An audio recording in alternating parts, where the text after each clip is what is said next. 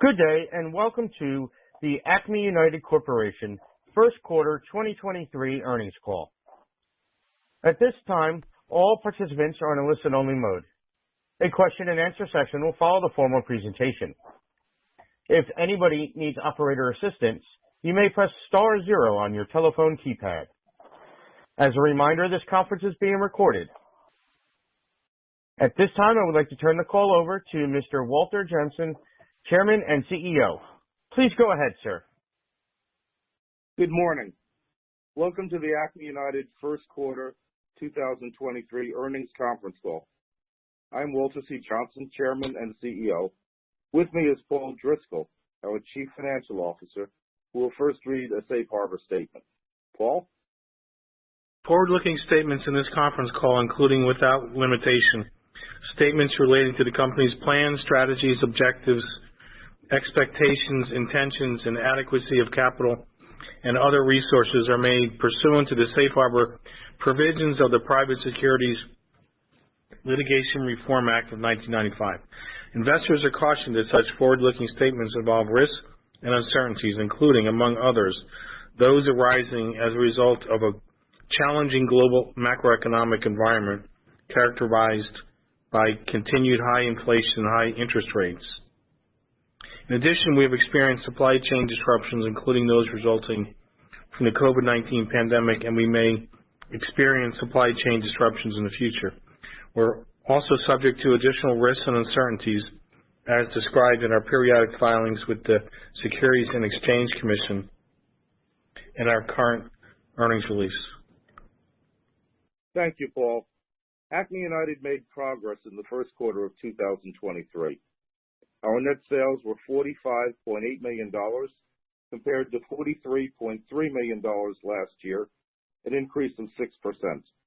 Net income was $990,000 versus $830,000 in 2022, an increase of 19%. Earnings per share were 28 cents versus 22 cents, or a 27% increase. The first quarter results mark an important improvement in Acme United's performance. Net sales increased despite ongoing reductions in inventory by our customers. Our gross margins benefited from productivity improvement. The expense reductions in SG&A that we began in 2022 are becoming evident. With sales up, gross margins up, and SG&A down, our operating income increased 60% in the first quarter. We believe that our customers are making progress with their inventory reduction programs, and that some are now right-sized, others are understocked, and some are reducing depending on the item. We anticipate these kinds of customer actions to continue, particularly with back-to-school items. However, we also believe that our customers will have essentially completed their inventory reduction efforts by the third quarter. Acme United has also been reducing inventory. We reduced our stock levels by approximately $5 million from December 31, 2022 to March 31, 2023, and anticipate further reductions during 2023. We're being careful not to reduce too quickly to be in a position to meet customer demand that is not forecast. We are seeing improvements in productivity, particularly at our major warehouse in Rocky Mount, North Carolina. As you may recall, we installed new warehouse management software in 2021, and we had difficulties with implementation. It took 2 years, but we are now seeing efficiencies.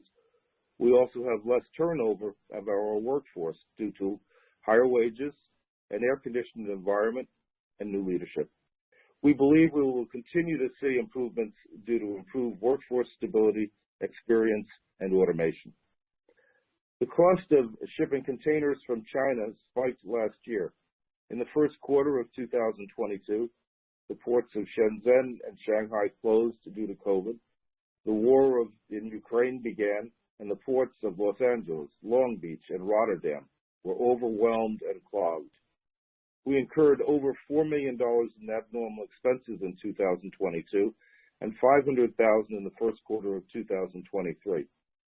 These expenses are largely behind us. At the end of March 2023, we had approximately $41 million in variable debt at 7% interest. We also had mortgages of approximately $11 million on our Rocky Mount, North Carolina, and Vancouver, Washington properties at fixed rates of 3.8%. We are addressing the impact of rising interest rates by lowering debt through inventory reduction efforts, scaled back capital spending, and earnings. We are not providing guidance at this time, but we look forward to stronger performance in 2023 than last year, and we continue to look for potential acquisitions. I will now turn the call to Paul. Acme's net sales for the first quarter were $45.8 million compared to $43.3 million in 2022. Net sales in the U.S. segment increased 9% in the quarter, mainly due to higher sales of first aid and medical products. Net sales in Europe for the first quarter of 2023 declined 2% in local currency compared to the first quarter of 2022. Net sales in Canada for the first quarter of 2023 declined 5% in local currency, mainly due to customer inventory reductions. The gross margin was 35.5% in the first quarter of 2023 versus 34.5% in the first quarter of 2022. The higher gross margin was mainly due to the productivity improvement initiatives that began in Q4 of 2022. SG&A expenses for the first quarter of 2023 were $14.1 million, or 30.7% of net sales, compared with $13.6 million, or 31.4% of net sales for the same period of 2022. Operating profit in the first quarter increased 60% due to higher sales and improved gross margin and lower SG&A spending as a percentage of sales. Interest expense for the first quarter of 2023 was $900,000 compared to $300,000 in the first quarter of 2022. The increase was almost entirely due to higher interest rates.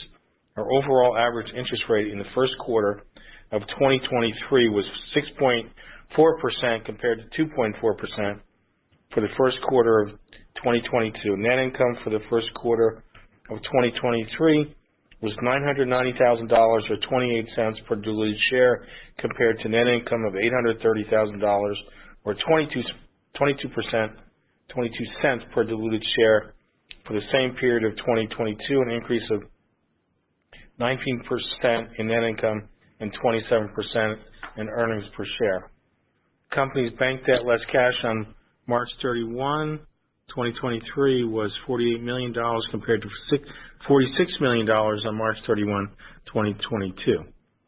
During the 12-month period, we paid approximately $11 million for the acquisition of the assets of Safety Made, paid $1.9 million in dividends, and generated $11 million in free cash flow, including an inventory reduction of $3 million.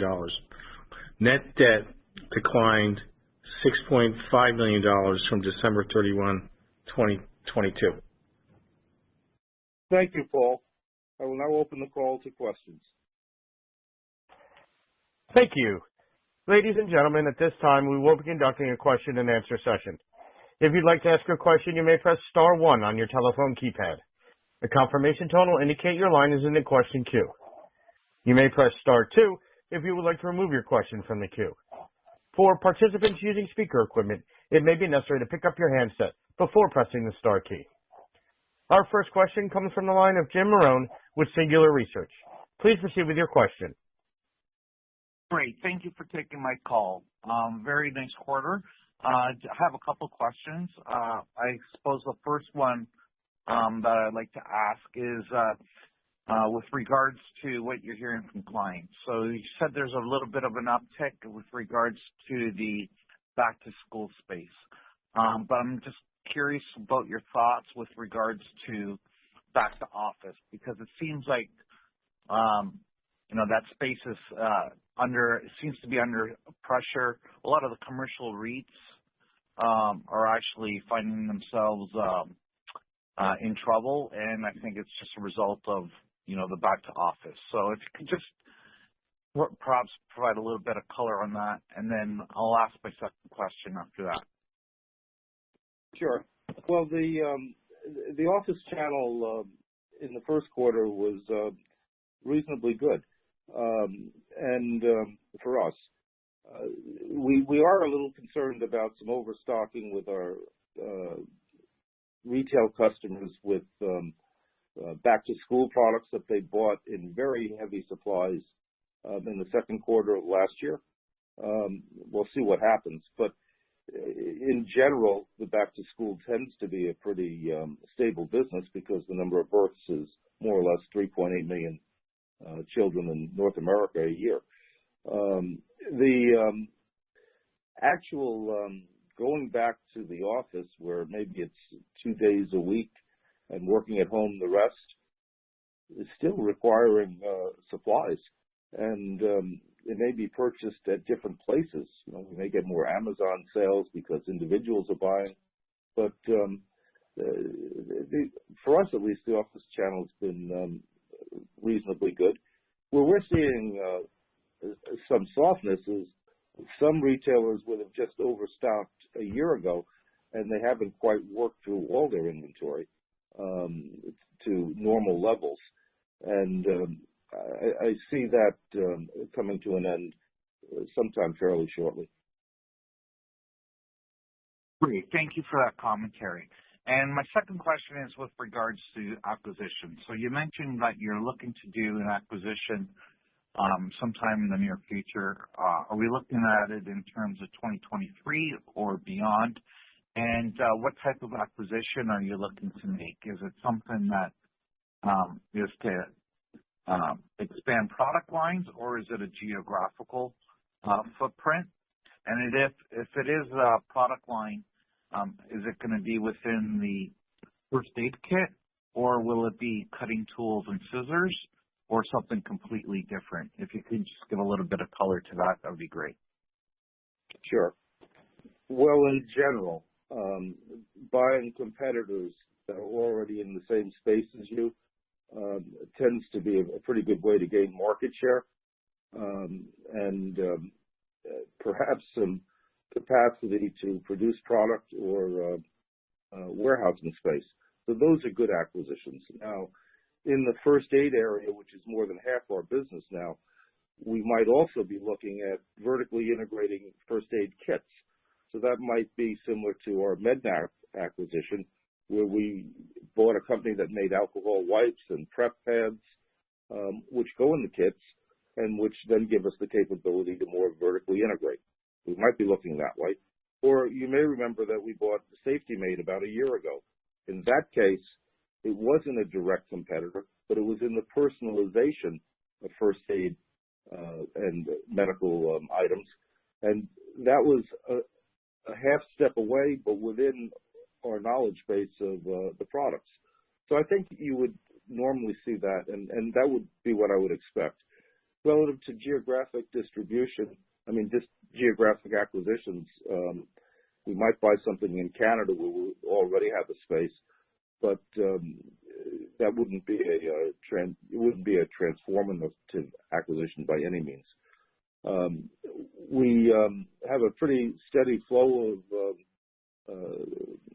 new possibilities, and my guess is sometime in the back half of the year, at least the work we're doing integrating our past acquisitions last year, getting the systems in place, looking for new space where they've been growing out of their existing space. A lot of those things will start to have been completed. Therefore, we would be in a position to take on another transaction. Of course, it's very opportunistic. Great, thank you. And is there a particular target price you are looking at, or a range? You know, are you looking at something under 10 times EV to EBITDA, or 10 to 15, or 15 to 20? Is there any particular number that you look at, or a range, in order to, find it? No, we really don't. We really don't look at it that way. We look at it as how we're adding value to our shareholder base, and in some cases, the synergies where you truly are adding value quickly. In some cases, they're very accretive, but really we pay market prices. So and whether it's in the medical area, the first aid area, or in the office channel, in each case they have different multiples, but we would be very competitive.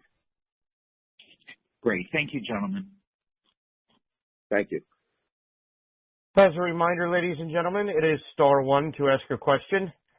Our next question comes from the line of Richard Dearnley with Longport Partners. Please proceed with your question.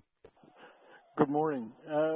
What was the mix, first aid and Westcott, Klaus, etc.?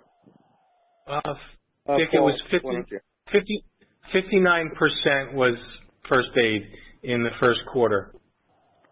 Okay. Do you have what that was last year? It was approximately, I think it was 55%. That sounds all right.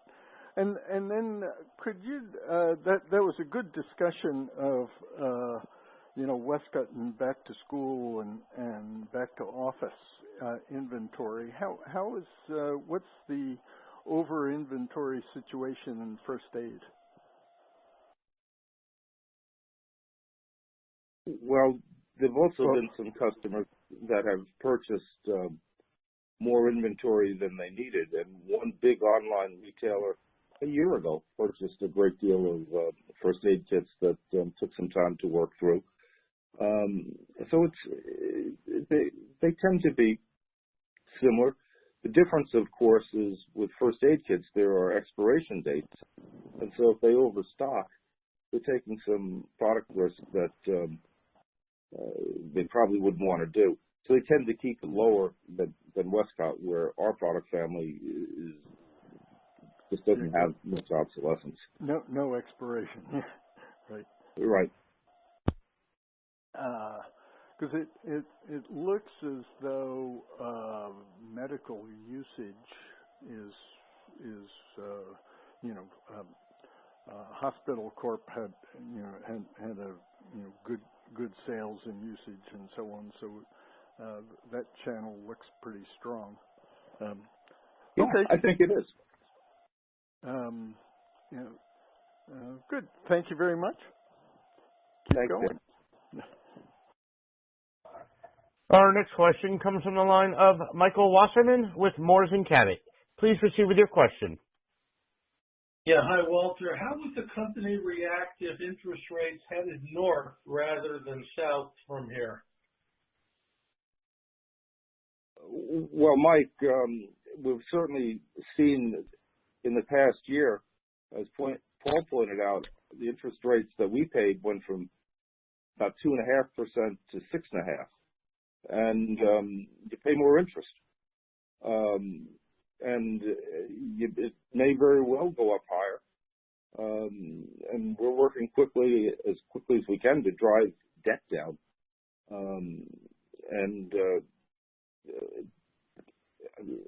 You could double the debt and we're still profitable.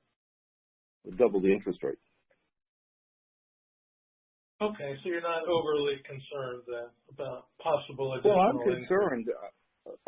I'm concerned because I think we're seeing stresses in the financial system globally, and this is not a free trade. There are trade-offs across the board relative to how businesses operate, how banks operate, and how the consumer responds.